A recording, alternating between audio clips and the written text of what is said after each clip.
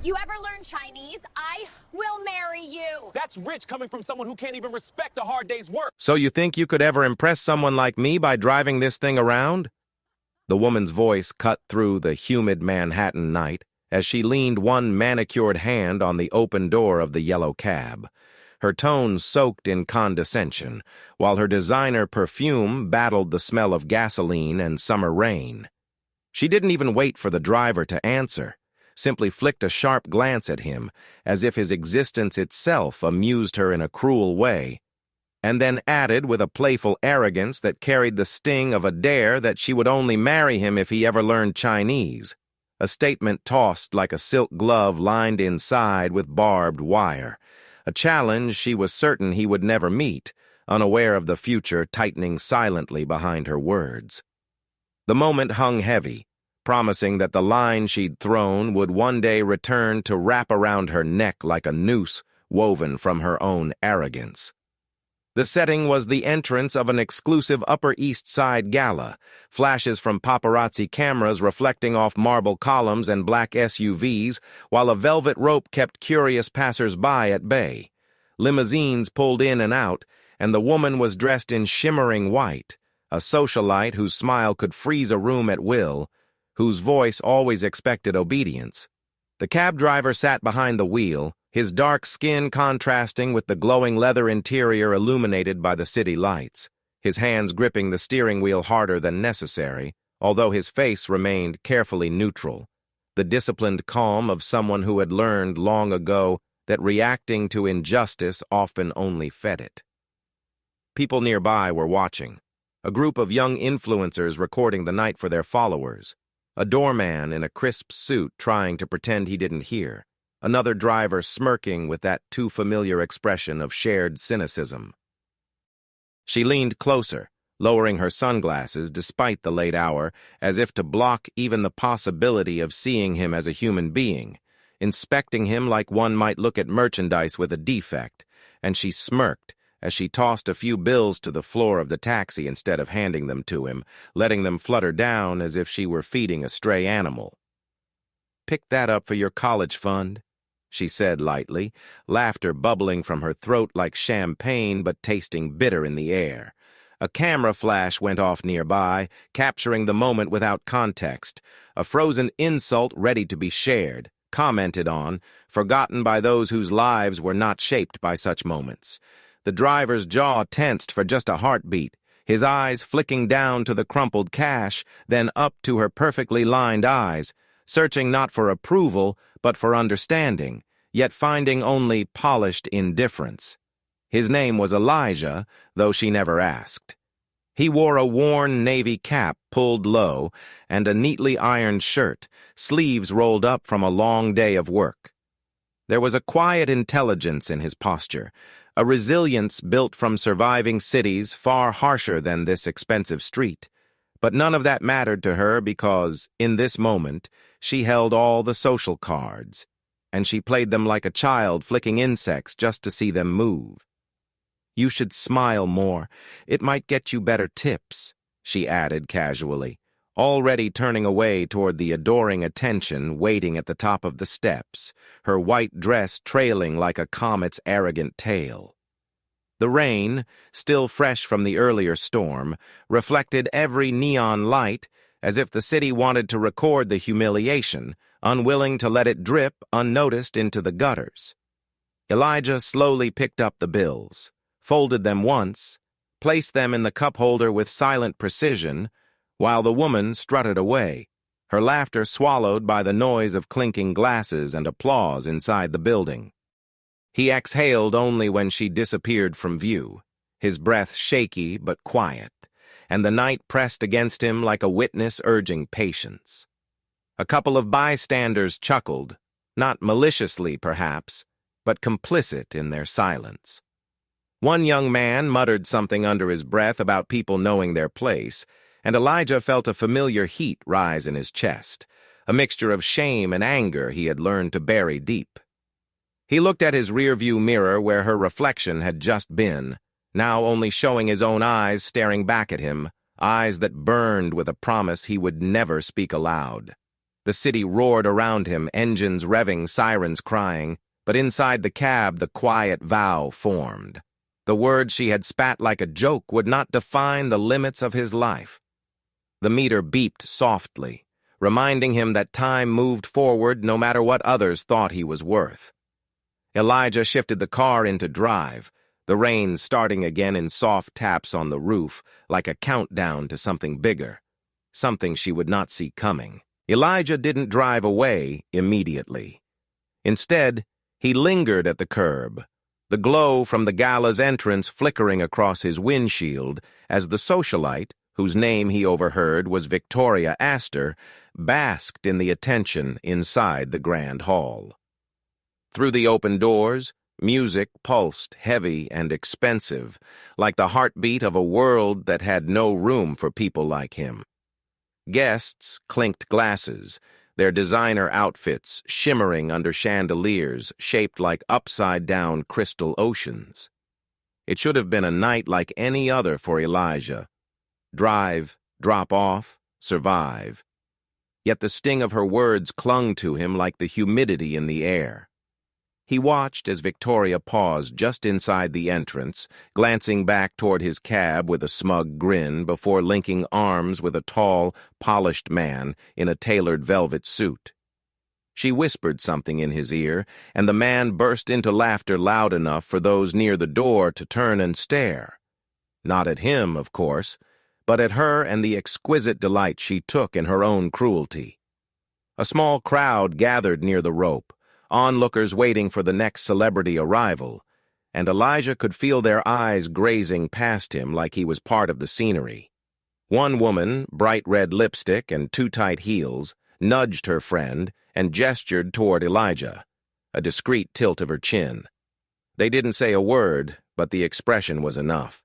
Pity mixed with dismissal, as though his existence were an unfortunate inconvenience blocking their view of the beautiful people.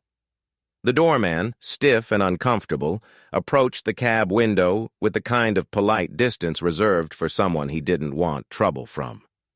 "Sir, are you planning to stay much longer?" he asked, glancing nervously toward the gala planners, who definitely didn't want taxis cluttering the aesthetic of wealth they worked so hard to stage. Elijah nodded silently and started the engine.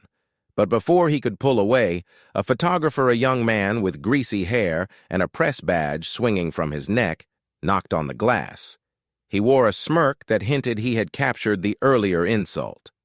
"Hey, man," he said, his voice dripping with fake camaraderie. "That was rough back there. She's always messing with the drivers. Good content, though. You'll probably be trending by morning." Elijah's stomach tightened. Content. That moment, that humiliation, reduced to internet fodder for strangers to chuckle at. The photographer walked away snickering, already flipping through the images on his camera screen like they were lottery tickets. Elijah swallowed hard, gripping the wheel to steady the tremor building in his hands. He had endured worse, far worse, but usually in private. Here it was public, deliberate, amplified by eyes and lenses and laughter. He drove forward and parked across the street near a row of motorcycles gleaming beneath the streetlights like chrome insects.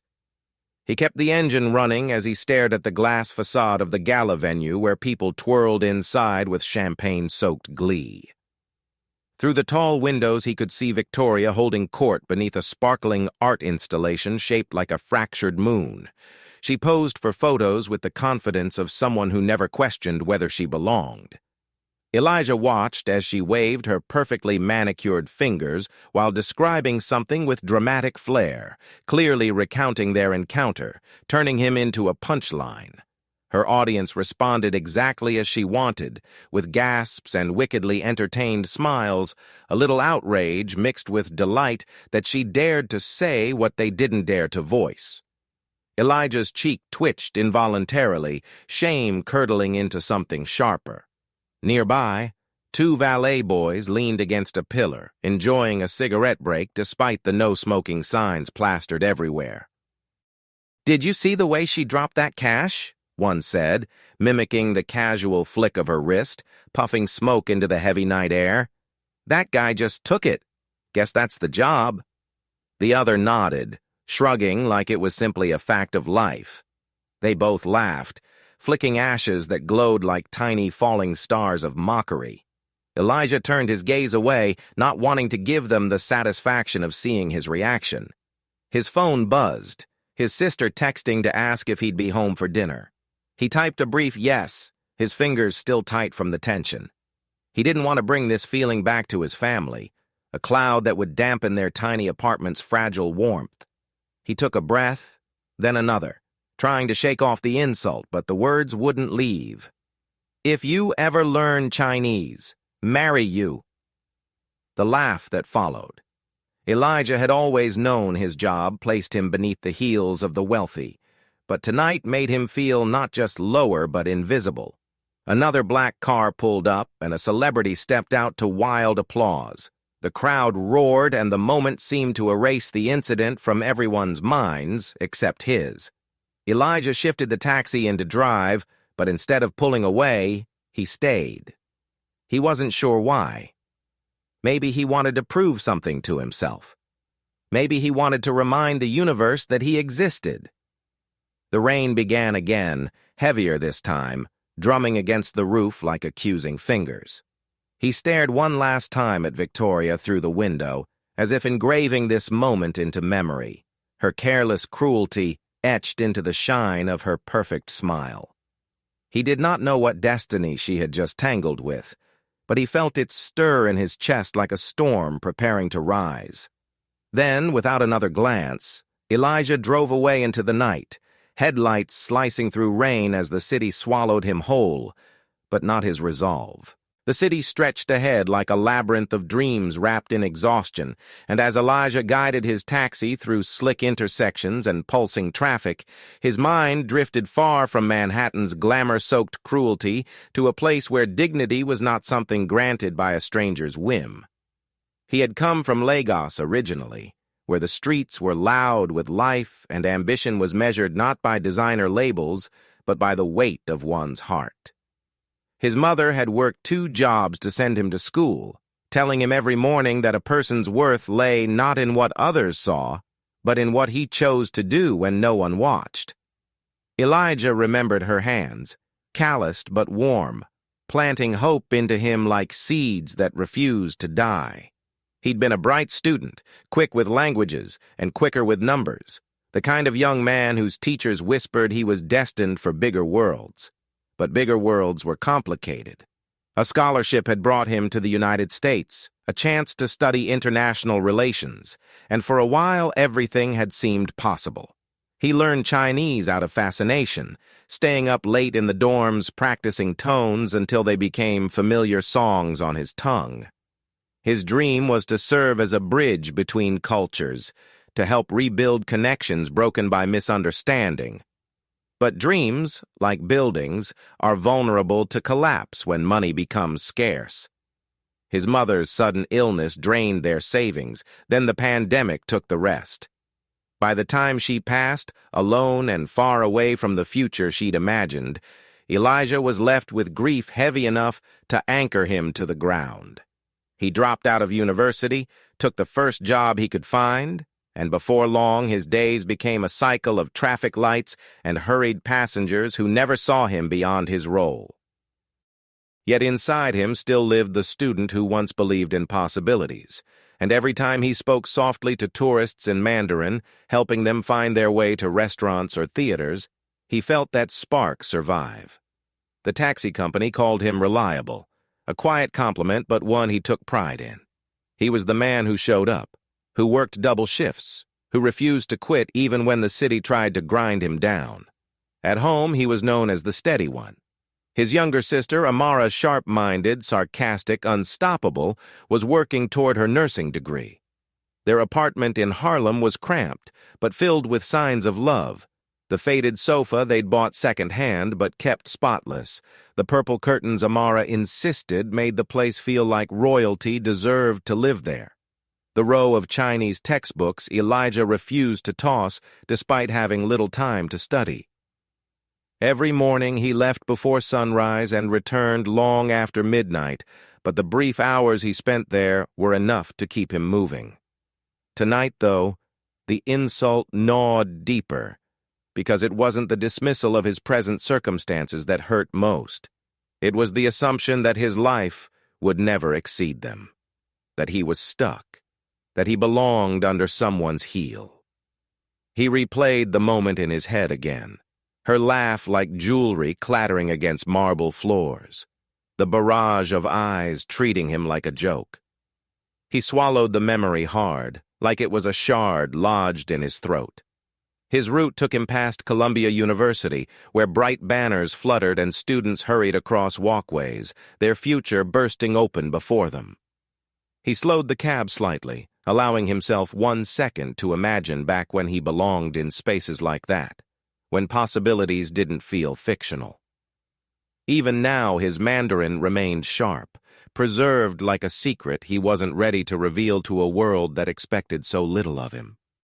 Sometimes, late at night, he'd recite poems in Chinese to keep the language alive, words shaping a bridge between who he was and who he still hoped to be. Elijah had never been confrontational, not because he lacked the fire, but because life had taught him that battles were won strategically, not impulsively. He knew how to wait, how to listen, how to keep his dignity intact even when someone tried to strip it from him. And though his exterior often appeared calm, beneath it lived a resolve forged from every hardship he'd survived. He was not weak. He never had been. He had navigated continents, bureaucracy, grief, and disappointment, each trial adding another layer of armor invisible to those like Victoria Astor people who believed power could be measured in money and fashionable cruelty. To her, he was a character in a fleeting anecdote to entertain a privileged crowd. But to himself, he was the son of a woman who believed he was meant for greatness and the brother of a girl who counted on him to keep the world from collapsing. Even now, as he stopped to pick up his next passenger, a tired nurse finishing a night shift, he greeted her with a gentle, "Good evening," his voice steady despite what he carried inside. She smiled back, offering the kind of small human recognition that helped stitch the ripped edges of his pride. The city kept moving, never pausing for bruised feelings.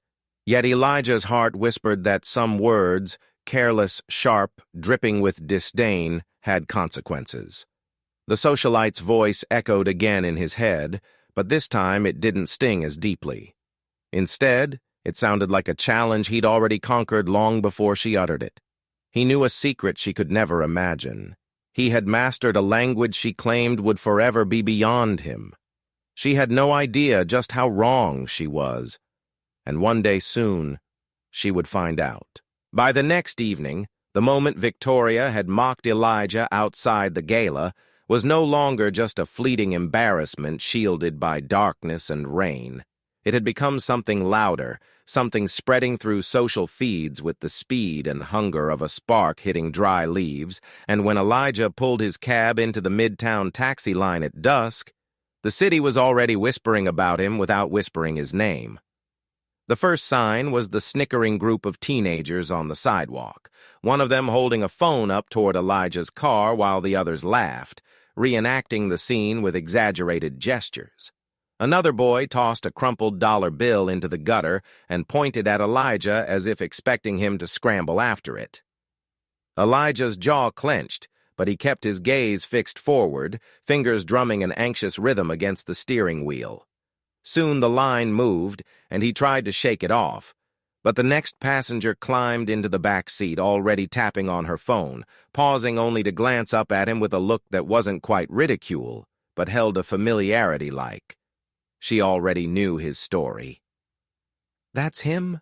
she murmured to her companion in a tone she thought was quiet, yet not quiet enough. Her friend shot a photo of the rearview mirror where Elijah's eyes flicked briefly before he forced them back to the road. Victoria Astor's casual cruelty had found an audience beyond the gala, and instead of outrage, the online world delivered what it always did: spectacle. Influencers reposted the video clip, captions turning Elijah into punchlines. When your Uber rating drops to 0 lol. One comment accumulated thousands of likes beneath a slowed moment of her dropping the money. He should be grateful she even paid. Elijah didn't want to look, but eventually did, during a rare break, scrolling through cruel humor disguised as wit. Some called him too sensitive. Others idealized the socialite, praising her confidence, her fearless personality, her refusal to tolerate mediocrity. Victoria, meanwhile, thrived. The clip boosted her engagement, her followers spiking overnight like a stock climbing on a scandalous rumor. She leaned into the attention with expertly curated posts. Tonight was iconic. People need to learn their place. Winking emojis, glam selfies, red carpet shots. Every pixel screamed superiority. Journalists requested her comments. She responded with a giggle emoji and a cocktail photo. Inside her glossy penthouse, she hosted an after-party for a dozen equally refined predators. They lounged on velvet furniture, laughing at memes made at Elijah's expense. I mean, come on, Victoria drawled while sipping rosé, swirling it as if admiring a jewel. He literally begged with his eyes, like he expected dignity or something. The room roared with laughter. Someone added, if he wanted respect, he should work harder instead of driving drunks around. Victoria smirked, pleased with the chorus of validation, delighting in the power she wielded.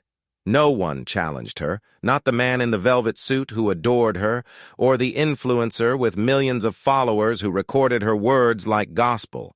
They applauded her audacity. Her privilege was an armor stronger than steel. Meanwhile, Elijah found himself shrinking under a spotlight he had never asked for. Passengers stared longer. Some avoided eye contact entirely, as if he carried some contagious failure. Others joked at his expense, nudging each other with that infuriating smirk that said, "You should laugh too." But Elijah did not lash out. He breathed, counted traffic lights, focused on the road. He reminded himself that silence was sometimes the strongest shield. Still, the invisible weight pressed harder. During a short break, Elijah stepped out into a dimly lit parking lot behind a cheap diner. The air smelled of fried food and damp asphalt. He leaned against the hood of his car, looking up at apartment windows stacked like glowing secrets above him. His phone buzzed again. Amara, asking if he needed help. He didn't want her seeing any of this. Didn't want her bright future clouded by the ugliness he endured. He told her everything was fine. The lie tasted metallic.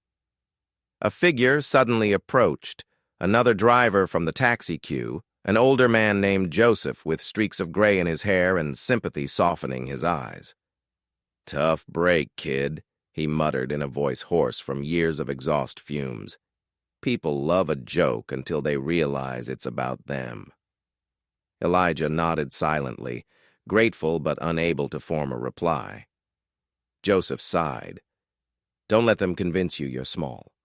Sometimes the cruelest people are the most afraid someone like you might rise above them." Elijah absorbed the words like a bandage pressed to a fresh wound. But the wound was deep. He wasn't just dealing with a personal humiliation anymore. The public had joined in, escalating every second, feeding on his discomfort. And Victoria kept adding fuel. At a rooftop bar, she held up a champagne flute in a mock toast to the incident, declaring triumphantly to her entourage, "If he learns Chinese, I'll eat my Birkin bag." Her friends cheered. One yelled that they should make a bet. Another suggested interviewing Elijah on live stream to humiliate him further. Victoria's eyes sparkled with wicked delight. She wanted to poke the wound until it bled on command. Power made her crueler, bolder. Beneath her perfect facade lived a predator who needed someone beneath her heel to feel tall. The city's sky glowed with towers and reflected stars, but Elijah felt smothered in shadow. He sat in his car after midnight, engine off, rain beginning again. though he barely registered its rhythm. His reflection in the window looked tired, defeated, and then, slowly, something changed. His jaw set. His eyes sharpened. People were laughing now. But they would not always. He whispered to himself, not as a hope, but as a vow. She has no idea who I am, and one day she is going to learn. The week that followed simmered like a pot left on high heat, and Elijah could feel the pressure building with every ride, every sideways glance, every half-whispered joke that passengers thought he couldn't hear. Victoria's story kept evolving online, reshaped into crueler, more elaborate versions, where she wasn't just dropping money, she was portrayed as a bold queen, putting an ungrateful driver in his place. The meme culture sharpened her narrative until Elijah wasn't a person anymore. He was a symbol of incompetence, a faceless prop in her performance. One evening, as Elijah pulled up to a stop outside a trendy nightclub in Chelsea, a group of men stumbled toward the cab, drunk on tequila and entitlement. The tallest one poked his head through the passenger window without asking. "Dude, is this the famous taxi?" He laughed, breath sour with alcohol. His friend chimed in, "Dude, this is him. It's the Chinese boy wannabe guy." Elijah's chest tightened. They piled in, laughing and filming themselves. One man in the back leaned forward and whispered loudly into his phone like narrating for an audience. "Breaking news, folks. We're riding with the linguistics legend." The car erupted with cackles. Elijah's fingers froze on the gear shift. He had swallowed a week's worth of humiliation, but this was new. His heart hammered hard enough to make his vision pulse. "Where to?" he asked flatly, voice steady despite the crackle of fire in his bloodstream. Their destination slurred out, a luxury apartment near the river. "Fine. Just drive." But they didn't stop. "Hey, ask us something in Chinese. I heard you're learning, big man." The tallest one leaned forward again, tapping Elijah's shoulder, invading his space with thoughtless disrespect. The laughter grew louder. Elijah gripped the wheel so hard his knuckles blanched white. Every lesson, every night he spent studying under the dim apartment light, reduced to this. When Elijah refused to engage, the drunkest one clicked his tongue. "Guess the internet was right. All talk. Bet that lady was right about you." A traffic light washed Elijah's face in red, and for a moment his eyes in the mirror looked like burning coals. Then a voice crackled through his radio, dispatch calling him to another pickup soon. Focus. Security and silence. When he finally stopped outside their destination, they tossed money onto the seat like she had. The driver pet gets his treat. The tall one laughed before stumbling out. Elijah sat there a long moment after they left, chest heaving with contained rage. He picked up the bills but didn't pocket them. He crumpled them and shoved them deep into the glove compartment as though burying the night inside. Across town, in a penthouse overlooking Central Park, Victoria was preparing for another invitation-only appearance.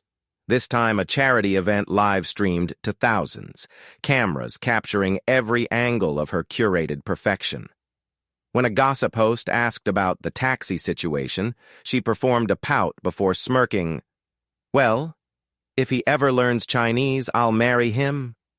She winked. The crowd laughed. The clip was posted within minutes.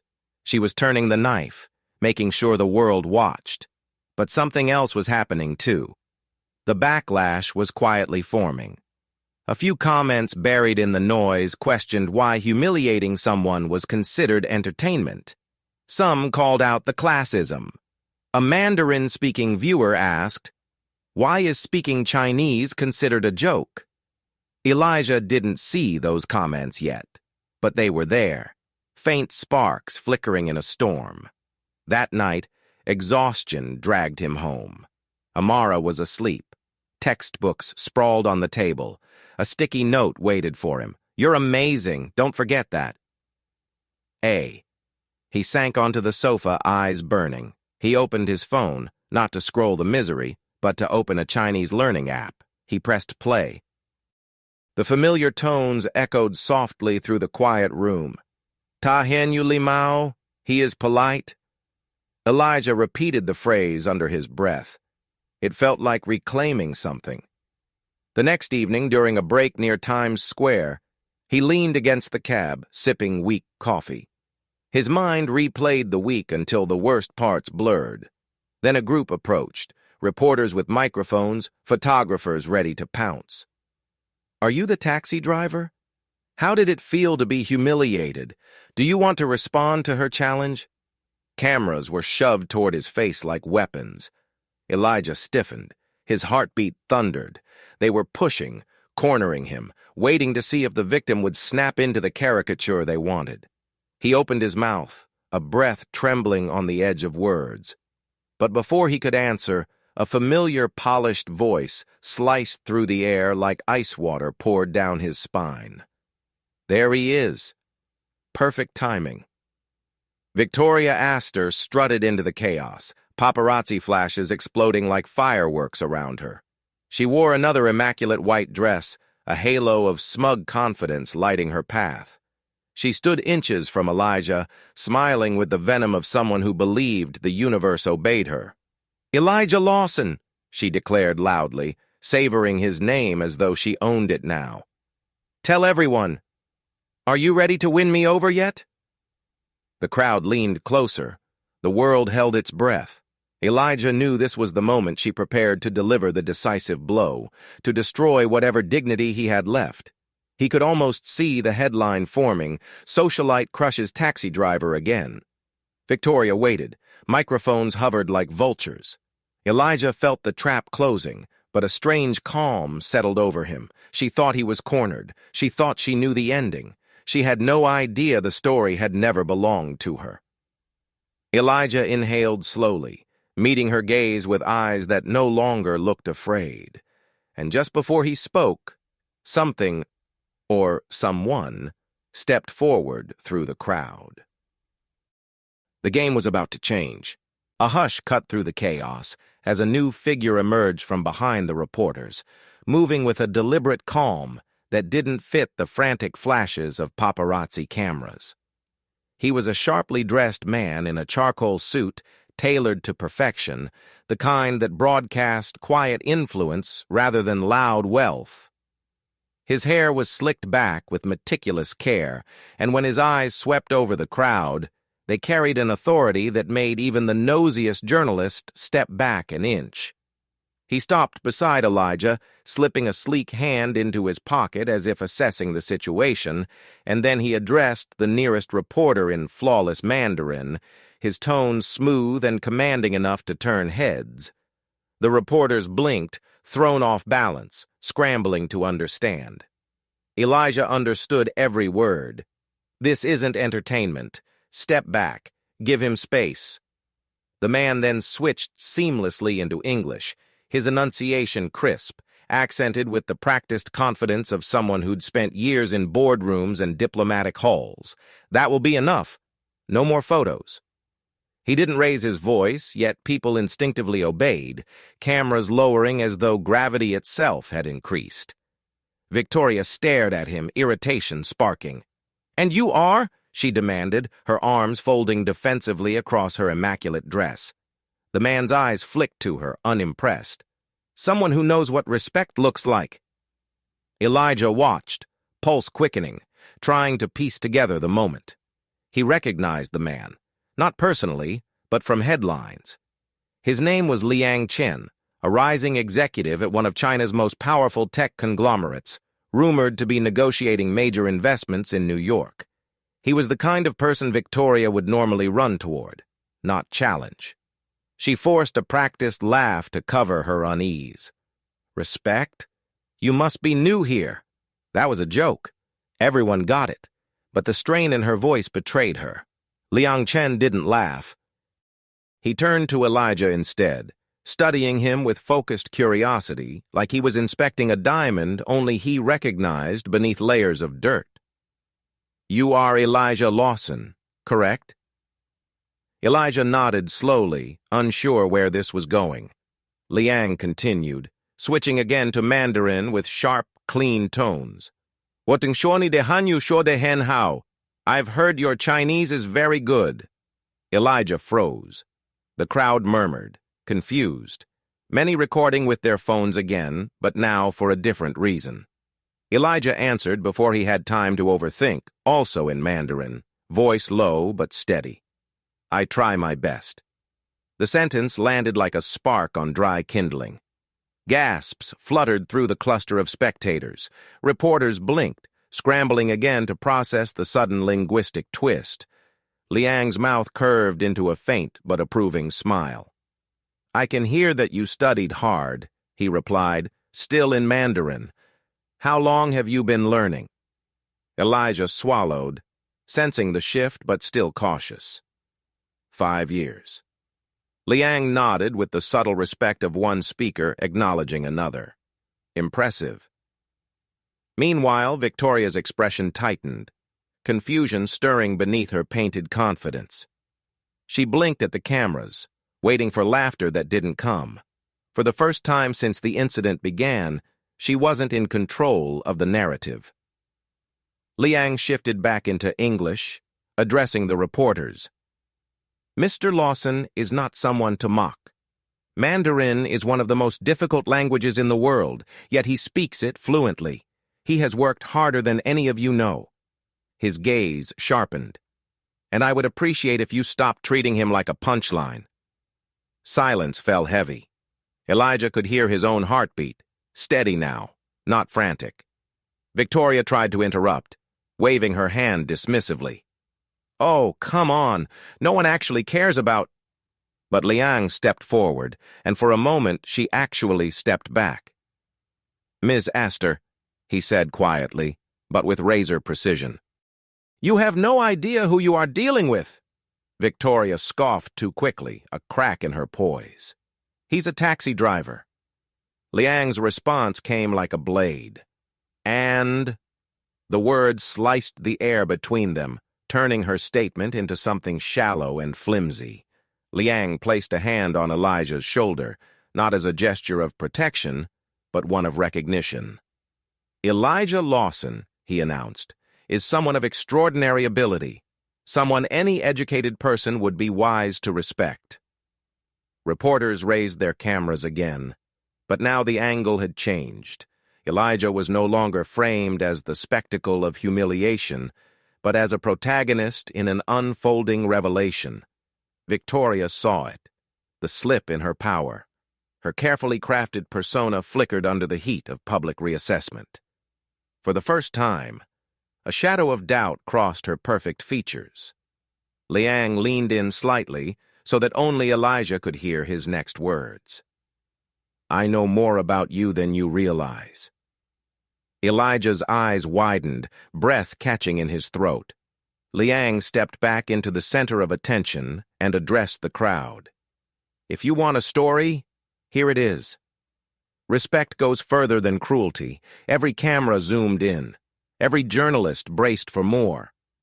Victoria watched helplessly as the spotlight began sliding away from her, recentering on the very man she tried to crush. And Elijah, stunned, yet standing taller than before, felt the city itself shift beneath his feet, as though destiny had just turned to face him. The revelation wasn't complete, the power wasn't yet visible, but the balance was changing, and Victoria Astor, for the first time, looked afraid that she might lose. The crowd, the cameras, even the street noise seemed to pause as Liang Chen straightened his suit jacket, turning fully toward the reporters, clearing his throat with the confidence of a man accustomed to owning the stage, and in that moment it felt as if the entire city leaned in to listen. He began speaking again in Mandarin, his voice rich and clear, and Elijah translated instinctively inside his head until Liang smoothly transitioned into English for everyone to hear. As of today, I am pleased to announce that we will be establishing our North American headquarters here in New York, a project valued in the billions with thousands of new jobs created. Gasps rippled outward in an instant. This was the business deal Manhattan had been desperate to attract for months, hinted at in financial newspapers, speculated in corporate back channels, debated by strategists and politicians. And Liang continued, "We will require local leadership, someone who understands languages, diplomacy, business, and the heart of this city." Reporters surged forward, vying for the headline, "Liang Chen to name head of U.S. operations." Investors would salivate, politicians would scramble. Liang lifted a hand, silencing the chaos. "I have already chosen the candidate." He let the suspense stretch, eyes scanning until they locked on Elijah with unmistakable certainty. Mr. Elijah Lawson. For a moment, everything went weightless. The world stopped moving. Then Victoria let out a sound that was not a gasp, but something broken, as if the floor beneath her had given way. Elijah blinked, certain he had misheard, but Liang's expression stayed steady and resolute. "This man," Liang declared, "has studied Mandarin to near fluency while working grueling hours to support his family. He once excelled at one of the most competitive universities in the country. Yes, I investigated. Yes, I know his record." He paused, letting each syllable land like a footstep toward a new reality. "Elijah Lawson is precisely the kind of leader who understands dignity, hard work, and international collaboration. It would honor us to have him step into this new role." Reporters burst into a frenzy of shouted questions, while Elijah stood frozen, heart slamming against his ribs. He could barely breathe. "Me? Why?" he whispered under his breath, staring at Liang as though the man were rewriting the laws of existence. Liang leaned close enough that his words reached only Elijah. "Because ability deserves recognition, and cruelty deserves consequence." The statement resonated like a bell struck at the core of Elijah's soul. The cameras whipped toward Victoria, eager for her reaction now, the turn of the tide. Her skin blanched beneath her makeup, her poise dissolving as she sputtered out a response. "This is ridiculous, he's just—" But she cut herself off before she repeated her earlier mistake. Words betrayed her. Her tongue suddenly had nowhere safe to land. Liang's gaze sharpened. "Just what, Ms. Astor? Say it. Let the world hear." She trembled, literally trembled, and for the first time her voice faltered in front of cameras.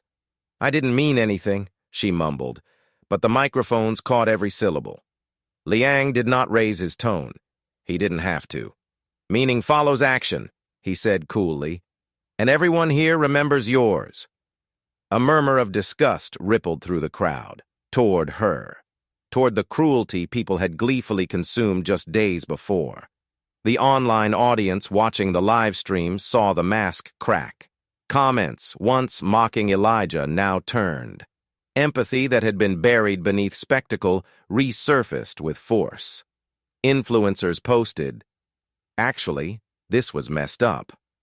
Victoria's fan pages went uncomfortably silent. No amount of beauty or wealth could shield her from the avalanche now shifting direction. Elijah, meanwhile, stood straighter, breath deepening with the first full inhale of his new future. He spoke, voice steady but vibrating with emotion. "I never asked for any of this. I only wanted to do my job, to live quietly. But sometimes quiet people are underestimated." Cameras flashed like lightning. Elijah turned his gaze directly on Victoria, not with anger, but with a steady power she had never imagined seeing in his eyes. "You told me if I ever learned Chinese," he continued, then paused intentionally, letting suspense coil tight in the air.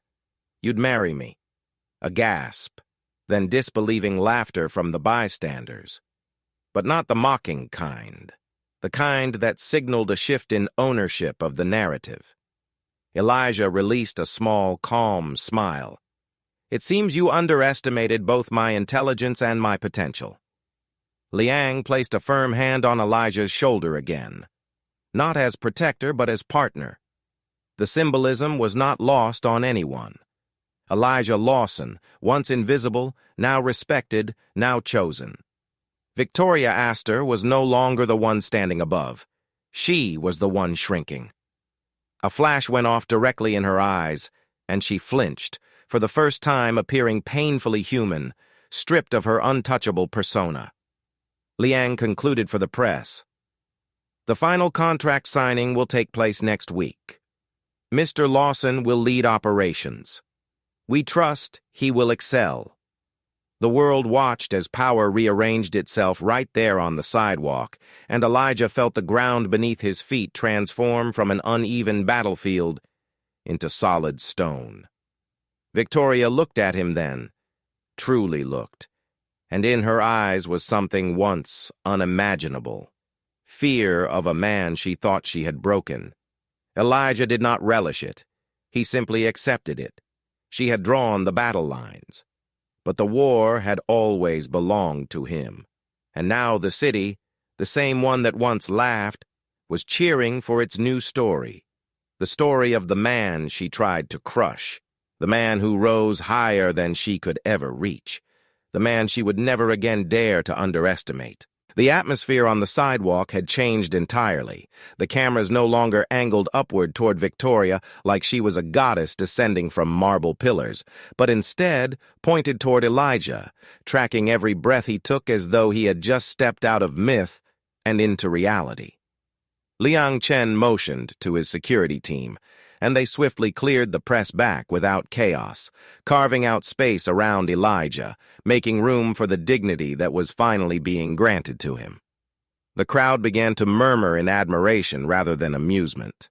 A subtle shift, but one that carried the weight of redemption. Elijah glanced toward the glass facade of the nearby building, catching his own reflection. Shoulders squared, eyes sharp with determination, and for the first time since arriving in America, he recognized the man standing there. He turned back toward Victoria, who looked smaller now, absorbed in a desperate attempt to regroup. She smoothed her dress, forced a trembling smile, but the sheen of panic beneath her flawless exterior could not be hidden. She opened her mouth as though to speak, perhaps to apologize, or more likely to salvage her public image, but her voice cracked. "Elijah, She hesitated, words tangled in fear and pride. He held up a gentle hand, not to silence her as she had once silenced him, but to release himself from her narrative. "You don't owe me anything," he said with a calm she could never break. "And I don't owe you anything either."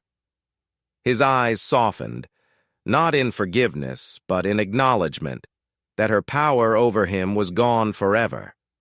Amara arrived then, breathless from running through the crowd, confusion quickly shifting to awe as she realized what was happening.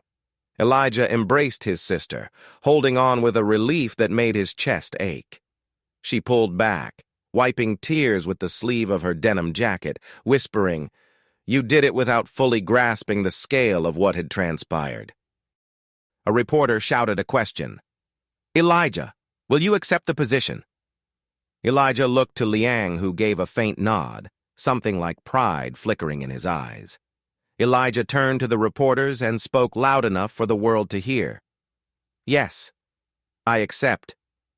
A roar of celebration erupted around them. In that moment, the city that once tried to bury him now lifted him up. Liang's sleek sedan pulled up, door opened by an attendant who bowed his head respectfully, a gesture that stunned Elijah more than any camera flash. As he prepared to step inside, he paused, turning back one final time toward Victoria. The night breeze tugged lightly at her hair, and for a heartbeat, she looked like a porcelain statue cracking under pressure. Elijah didn't speak again. There was nothing left to say, but his silence conveyed the truth more clearly than words. She had not broken him. She had forged him. He entered the car beside Liang, and as the door closed, a barrier sealed itself between his past and his future. The city lights reflected off the car windows as they pulled smoothly into traffic, sirens and shouts fading behind. Liang looked over at Elijah, his tone casual yet sincere. "You earned this. Don't doubt that." Elijah exhaled, long and steady, letting the enormity of his transformation finally settle. "And your mother?" Liang added. "She would be proud." Elijah swallowed hard, emotion burning behind his eyes, but he nodded. The car glided uptown, where the skyline opened wide, offering a view of the river shimmering like a path of promise. When he reached home later, he found Amara already there, waiting with takeout containers from their favorite restaurant. They sat at their small table, eating spicy noodles and laughing as though the world hadn't just flipped upside down for them. Her textbooks still lay open, and Elijah reached over to straighten one page, realizing that from now on he could afford to give her more, to give them both more. Days passed, and Victoria's downfall played out publicly. The charity event clip no longer made her look bold. It made her appear cruel and petty. Brands distanced themselves. Her followers dropped off. Gossip sites speculated whether she would issue a formal apology. When she finally did, it was too late. Her words sounded like a barricade crumbling after the war had already been lost. Meanwhile, Elijah began his training with Liang's company. Meetings in skyscrapers replaced long nights in the cab. His Mandarin shocked executives who had expected a token announcement, not true competence. They respected him because they had no choice but to respect him. On the day he signed his official contract, cameras flashed, but this time Elijah controlled the cameras, choosing when to smile, when to speak, no longer the butt of a cruel joke, but the symbol of resilience incarnate. After the ceremony, he stepped outside to call Amara, only to hear a familiar voice behind him, softer than before, stripped of arrogance. Victoria stood there, not dressed in designer glam, but in a simple coat, humility shading her features. "Elijah," she said quietly, "I'm sorry." It wasn't an excuse. It was an admission. He nodded, a gesture not of approval, but of closure. "You said something to me once," he replied gently, "something about learning." She flinched slightly. Elijah continued, "I learned." Then he walked past her, the moment closing like a book no longer needed. Standing under the towering skyline of New York, Elijah breathed in the crisp air of a future earned through struggle, humiliation, endurance, and unbreakable will. He looked out over the city, the same city that once pretended he didn't exist, and smiled with quiet triumph. He wasn't invisible anymore. He never would be again.